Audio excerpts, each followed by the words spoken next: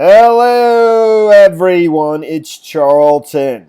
Please subscribe to my channel, tap the notification bell. I would appreciate it majorly. So I wanted to update you already, hasn't even been 24 hours on the missing, since I made a video about this morning, about the missing Fort Hood soldier, Elder Fernandes, who's been missing or was last seen on Monday when he was dropped off by his staff sergeant Monday afternoon, the exact time of which we don't know exactly, and the information is just sort of kind of coming in. I mean, I was really surprised. It's just stunning what's reported over the Daily Beast. I don't know. I assume his family is aware of this, but I really don't even know, But there is new information surrounding it. So he went missing he was last seen on Monday afternoon when he was dropped off by his staff sergeant. He was reported missing on Wednesday. I assume he was reported missing essentially by his mother, who wasn't able to contact him and literally flew from Boston or Massachusetts. I think she flew from the airport in Boston to Killeen, Texas, to search for her son when she couldn't get in contact with him. So I'm assuming she's the person who reported him missing on Wednesday. Then on Thursday, the Fort Hood authorities put out, basically like tweeted out something. I'm sure they put out a press release asking for the public's help in locating him, Elder Fernandes. I'm not even sure if I said his name. He's 23 years old, 5'4", 133 pounds. Was last seen in PT shorts and a black T-shirt, red tennis shoes. I guess that's what the staff sergeant reports having what he was wearing when he dropped him off. I'm not real sure. That's not specified. So, and then there are also media reports of, speaking to the aunt and the mom both. According to the aunt, she had spoken to him on Friday, and she says that her sister, his mom, had spoken to him as recently as Sunday, and that he had promised that he would call his mom on Monday, and then when Monday came and went and they never heard from him, they started to get worried. They continued to try to contact him as well as other family members. Tuesday, still didn't hear anything, and by Wednesday, I think that's when the mother, I believe, got on a plane and went down there, and arrived there on Wednesday or Thursday, but I think it was Wednesday. In this report here, this is the mother speaking to another reporter, and she indicates that she had been speaking to him every day since Tuesday of last week, and that actually he had been in the hospital, last week as of Tuesday, and she spoke to him every single day. So I guess that's why his family was speaking to him. What his reason for being in that hospital is, they haven't said. They didn't say in the report, and we just haven't gotten to that yet. We don't know. So, but another thing that I was mentioning in my other video is that a local state representative, Elizabeth Warren, has tweeted out something about this, already. Texas EquiSearch, I believe, is going to be conducting a search tomorrow. They're probably already there, on scene. And I don't know how many people they have, volunteers and so forth, that are going to be looking, participating in a search that's supposed to take place tomorrow.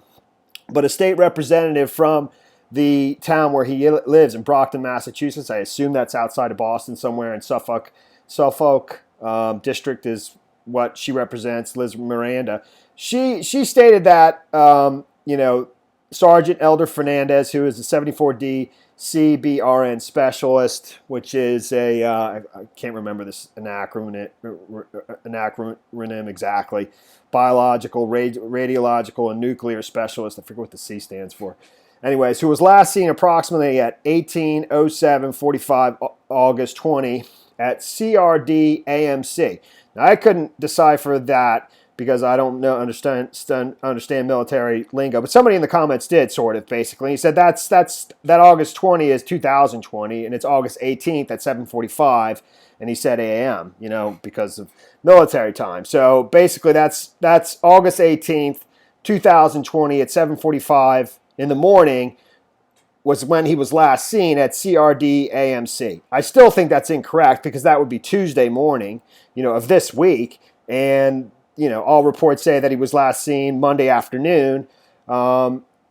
when he was dropped off by his staff sergeant at his residence at the 2700 block of Woodlands Drive, which is right here, in this neighborhood somewhere. So he lives in this neighborhood, I believe, which is 4 miles in Killeen, 4 miles from the base. But back to this very quickly. This CRDAMC, that is is a medical center at the base. It's the Carl R. Darnall Army Medical Center. So, I just don't know, but his mom was saying that he was in the hospital all last week, which I assume probably was the CRDAMC, the Carl R. Darnall Army Medical Center. But I think this date and time, in terms of the last time he was seen, is off. But this is probably not, being that his mom has said he was in the hospital all last week. We just don't know why, which is a big question. But it could be, and I should have said this from the very beginning of this. I mean, it could be in relation to this story right here from the Daily Beast, which is just being reported 8:20 tonight, from Danica Fears, basically saying that he had recently reported sexual abuse on him. I don't know, there's no any specifics, in terms of the gender of the person he was accusing of sexual abuse. He was saying he was a victim of sexual abuse and he had recently been transferred out of his unit into a different unit and was being counseled on his options of how to report it and, what he has, suffered at the hands of this abuse, etc. I'll read, it's not a long report, but obviously that's stunning. Absolutely stunning, given everything that's happened with Vanessa Guillen. Also in this report, I'll play it very quickly and I'll read that in just a second. But in this report, it says, you hear the mother telling about how she had spoken to him last Tuesday, last week while he was in the hospital every day up until I think Friday. That's why him and his aunt, I think, were talking to him every day. But she has already hired Natalie Kwan, which is the same attorney, a pretty high profile attorney, who sort of has a bit of a national reputation, who's representing the Guillen family for Vanessa Guillen and her case. So she's already hired her. This is when she didn't hear from her son on Monday and then Tuesday.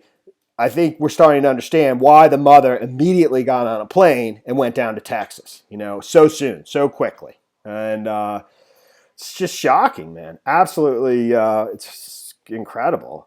But so it says Sergeant Elder Fernandes, a Fort Hood soldier who went missing earlier this week, had been transferred to another unit after reporting he was the victim of abusive sexual contact. The unit sexual assault response coordinator has been working closely with Sergeant Fernandes, ensuring he was aware of all his reporting, care, and victim advocacy options. Lieutenant Colonel Chris Brockton, a public affairs officer for Fort Hood, wrote in a statement. The unit also facilitated his transfer from a unit who has recently deployed to a different unit within the brigade to ensure he received the proper care and ensure there were no opportunities for reprisals. Fernandes was last seen by a staff sergeant who dropped him off at his home on Monday, and he was reported missing 2 days later. So, obviously, why he was in the hospital begs to, that's a big question. And, I think any normal observer might wonder if he hadn't suffered reprisals, and that's why he was in the hospital from Tuesday to Friday, or Tuesday all the way up until, we don't know exactly, there was also in this tweet by the representative, she indicates that his, and this is in other reports, that his vehicle was found. She didn't specify where, but in other reports it says his vehicle was found on post, which I assume means on the base. And actually, there's another report where it says that it was found at his unit, where I think where he works. I hope I can find that quickly. I know I had that, and and it had all of his belongings in the vehicle. And so in my last video, I was wondering, why did he get dropped off at his residence on the 2700 block of Woodlands Drive, instead of just driving himself from the base to this residence where I assume he lives, But then I'll get back to that. Then there's in that same tweet, she says that he recently signed a new lease and never picked up the keys to his apartment. Which these aren't apartments, these are homes. So maybe that's just the wrong word, apartment. My question, basically what I'm saying is I wonder if the new lease was with one of these residents. And I don't know. I have no idea, and this might be nothing. But if he never picked up the keys to his new to his new apartment or new home, and he was dropped off there, that would be, that doesn't make sense, But maybe the key, the new lease he had signed to is not on 2700 blocks of Woodlands Drive. I don't know. It's just something I was thinking of. So let me play what the mother said very quickly. And not contact anyone. We've been talking since last Tuesday, and he's been in the hospital since last Tuesday, and we've been talking every single day for 2 or 3 times a day. And for him to get out of the hospital and nowhere to be found, it's concern, it's a worry, it's a nightmare right now. Fernandes' mother says that she has already reached out to attorney Natalie Kawam to help with this case. Now, Kawam is the same attorney who helped the family of Fort Hood soldier Vanessa Guillen.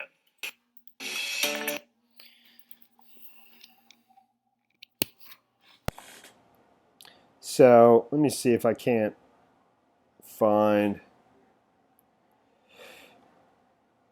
Up here it says, it says the Army's Criminal Investigation Command asked the public for help on Friday or Thursday evening is when they tweeted out something, I believe, tweeting out a flyer and description of Fernandes.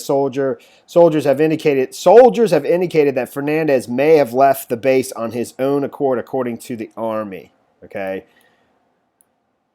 That's just kind of a statement that's put in there. I haven't seen that statement from a press release from the Army, but Fernandes did not report to work on Tuesday as scheduled. There it is. So Fernandes did not report to work on Tuesday as scheduled, and his only known vehicle was on base at his unit's parking lot, the Army said. So, it's just crazy. It's very, very strange. And given everything that's happened there, it's just bizarre, and I don't know that. I don't know that it doesn't look good. It doesn't look good for him being found alive. But who knows? Who knows? I have no idea. And that's the story there, man. Thanks for watching my videos. Please subscribe to my channel. Give me a like down below, and I will see you in the next video. Later, man.